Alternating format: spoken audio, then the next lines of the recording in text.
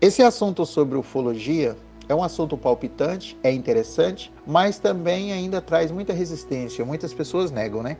Mas essas pessoas que negam, geralmente são pessoas que ainda estão muito bitoladas a religiões. E quando você ouve certos comentários deles negando que isso não existe, porque isso não é de Deus, aquela coisa toda, você percebe que o próprio vocábulo da pessoa é de quem mal concluiu um primeiro grau. Então são pessoas que estão muito bitoladas nas suas crenças e não se abrem para nada. Mas a ufologia está avançadíssima, tem muita coisa aí para se descobrir e eu creio que o assunto vai ficar muito mais interessante a partir de agora, tá? Ele vai ficar muito mais bom de se discutir porque tem evidências e tudo mais. Por exemplo, hoje, nessa data de 24 de maio de 2021, uma segunda-feira, eu estou lendo aqui na tela do meu computador, ó. Senador dos Estados Unidos diz: UFOs são avançados demais para serem da humanidade. Tá? Obama fala de UFOs em entrevista, já Biden se esquiva e não responde a perguntas de repórteres. Novo vídeo do navio Guerra URSS, ou Marra, mostra UFO multimeio mergulhando no oceano. Não é questão de se, mas de quando faremos contato com alienígenas, diz o físico Michio Kaku. Como o Pentágono lidou com relatos e imagens observadas de UFOs. 2 seres de luz geram pânico após seu aparecimento em várias cidades latino-americanas. E aí desce por aqui muitas informações, né?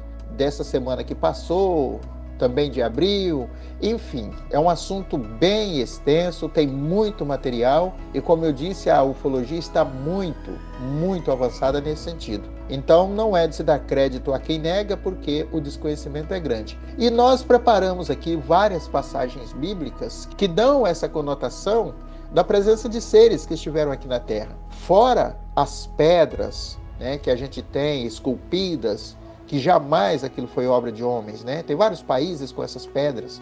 Nós temos as pirâmides, nós temos uma série de traços, né, de seres que estiveram aqui e a gente não tem como negar isso, né? Negar, inclusive, o que a Bíblia apresenta sobre isso é desconhecer totalmente esse livro. Por exemplo, em Isaías capítulo 30, verso 27, a gente lê isso lá. Vejam, de longe vem o nome do Senhor, com sua ira em chamas e densas nuvens de fumaça. Seus lábios estão cheios de ira e sua língua é fogo consumidor.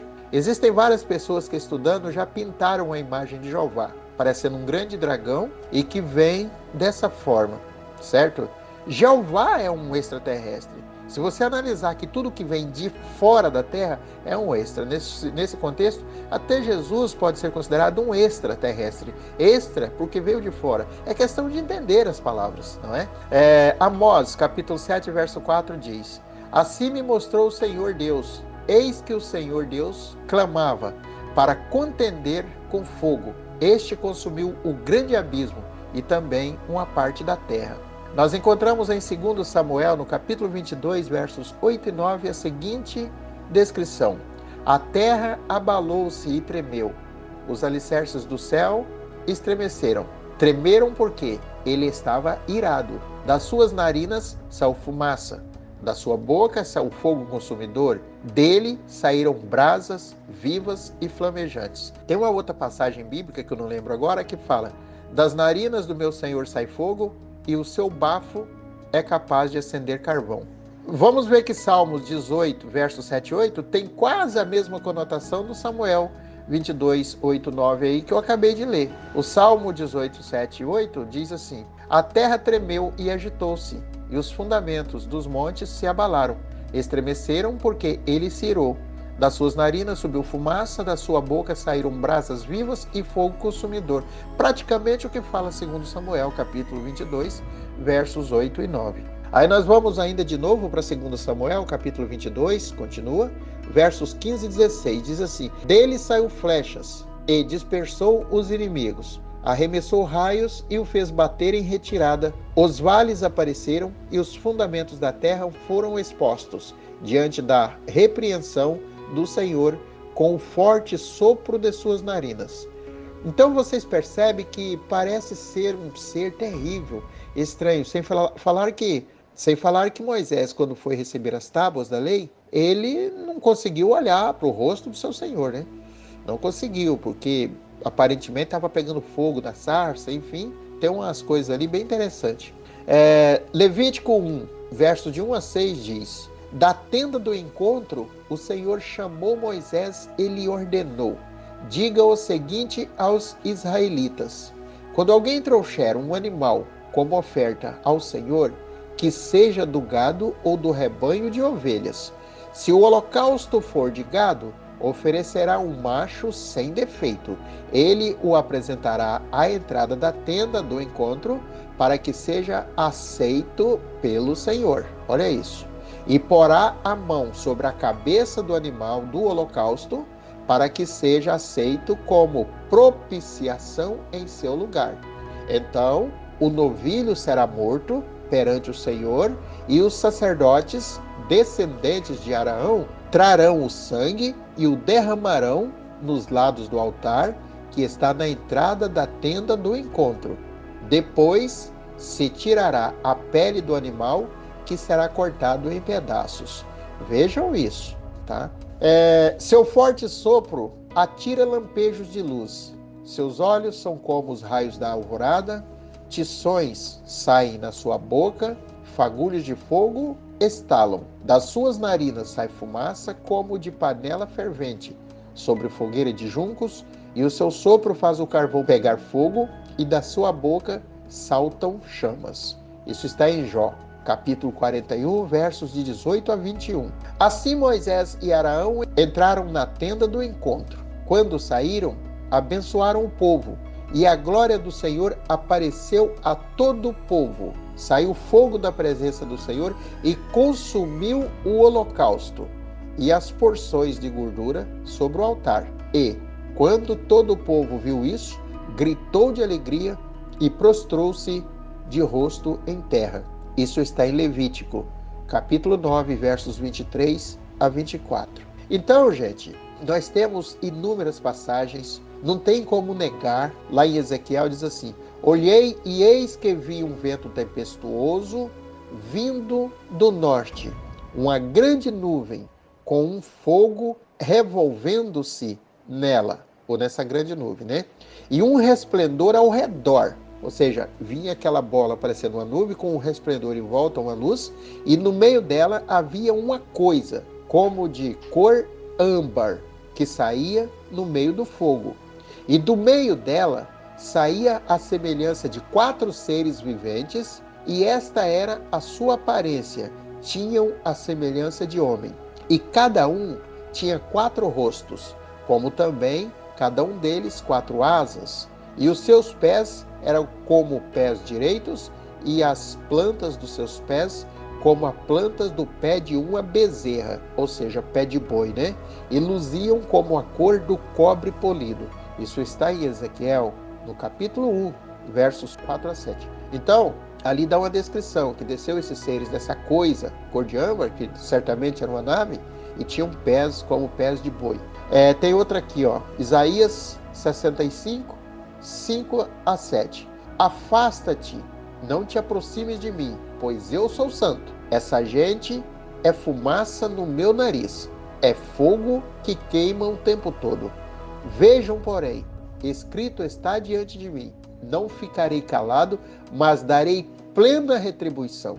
Eu lhes darei total retribuição, tanto por seus pecados como os pecados de os seus antecessores, diz o Senhor, uma vez que eles queimaram incenso nos montes e me desafiaram nas colinas, e eu os farei pagar pelos seus feitos anteriores. Olha, o Jeová aqui, o Senhor deles, está dizendo que vai punir cada um que queimou incenso, que prestou culto a outros deuses, porque havia sim uma rivalidade entre esses deuses, né? Então uns tinham ciúmes dos seus paroquianos, e se eles prestassem cultos a outros deuses, eles muitas vezes eram punidos. Por isso que a Bíblia, no Velho Testamento, traz essa imagem de uma mortandade terrível que mandava passar nações à espada, homens poderosos, enfim. Tudo isso está registrado ali porque, de fato, eram sim deuses que comandavam isso aqui. O Salmo 82, por exemplo, é uma reunião de extraterrestres. Abra aí a tua Bíblia e lê com esse entendimento aí que você vai perceber, se você não tinha percebido ainda. É uma reunião entre um Deus poderoso, tá? O chefe deles, com outros deuses menores, ok? Nós vamos ver em Gênesis também, no capítulo 22, verso 2, Jeová pede a Abraão o seu filho Isaque em sacrifício. Abraão tem o seu filho amado, querido.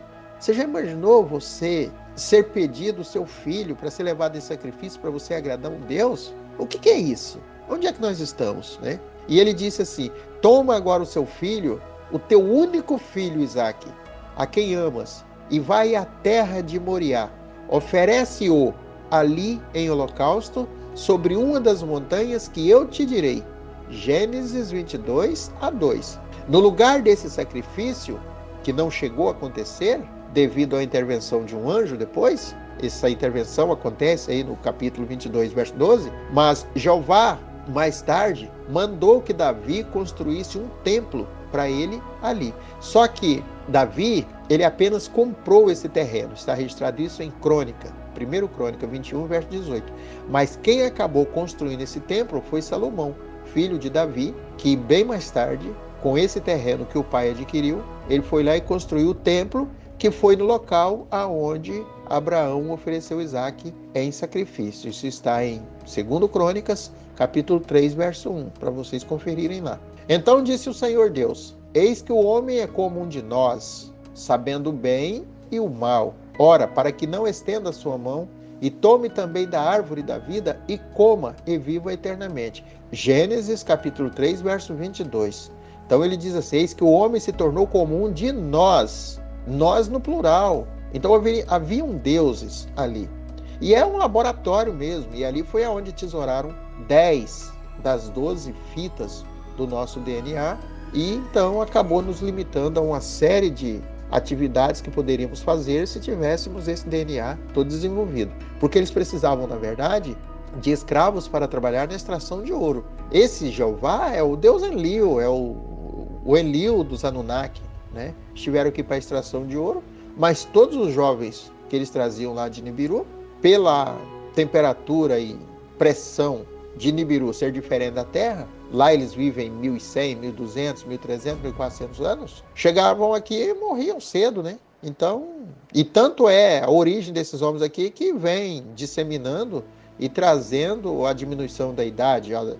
Noé viveu sei lá quantos anos, tem seres aí que viveu 900 anos, Adão, se é que Adão pode ser considerado um ser mesmo, né? Se é que ele não é apenas o símbolo da humanidade masculina, assim como Eva, a humanidade feminina. Mas o fato é que a Bíblia revela essa genealogia longa, seres aí vivendo 900 anos e veio caindo, porque foi miscigenando a Terra com uma capacidade bem menos de longevidade, e no final aí eles acabaram limitando isso a 120 anos. Né? Em Gênesis 6, capítulo de 1 a 4, diz que os anjos caídos vieram à terra e tiveram filhos com as mulheres, filhos dos homens, e deles nasceram filhos gigantes. Esses homens gigantes também estão confirmados no livro de Números, no capítulo 13, verso 33.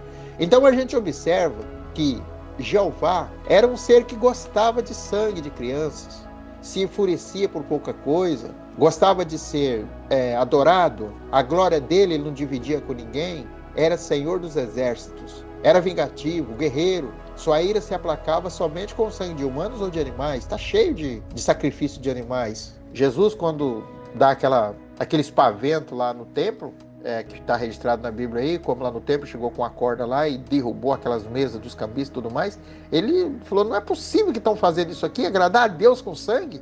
Esse não é o Deus que eu vim trazer. Então o Jeová era o oposto do que Jesus chama de pai, que é eletromagnetismo, né? Não é nem um ser, um homem. Jesus fez a comparação de pai porque pai é o que cuida, nutre, dá sustentação e segurança. E ele diz que isso é Deus na nossa vida, tá? Mas não é para masculinizar um Deus ou personificar. Ele é eletromagnetismo. E aí nós estamos estudando isso com mais profundidade nas cartas, né? Quem tiver interesse, entra lá no nosso canal no YouTube, que lá tem vasto material disso aí, para as pessoas compreenderem mais. Então, mais estudiosos concordam também que Jeová é o mesmo Enlil, um dos Anunnakis que aqui vieram. Então, para encerrar esse assunto, quero dizer para vocês que esse é um assunto que, na verdade, está começando a ganhar mais proporção agora. Muita coisa já são vistas por aí, mas muitas coisas que a gente vê cortando os céus por aí não tem absolutamente nada a ver com UFO. Existem também muitas criatividades cibernéticas e não pode se dar crédito em tudo que vê na internet dizendo que é manifestação de UFOs. Mas muita coisa verdadeira se perde no meio desse lixo também que se produz na internet, porque existem alunos e gênios aí nas criações cibernéticas fazendo coisas miraculosas. Principalmente agora com a internet 5G chegando aí, coisas fantásticas vão começar a se produzir e vão usar isso até para, quem sabe, fazer uma aparição do Cristo, para quem é de Cristo, aparecendo aí sobre as nuvens, né, com imagens holográficas. Quem é de Buda vai ver Buda, quem é de Maomé vai ver Maomé. E tudo isso é um projeto da nova ordem mundial. Se eles conseguirem desenvolver o projeto deles, logo eles vão fazer aparecer Jesus sobre as nuvens, dizendo que é a volta dele, para enganar muita gente, conforme diz Mateus. Então é isso aí, gente. Valeu, um abraço a todos. O assunto é muito empolgante.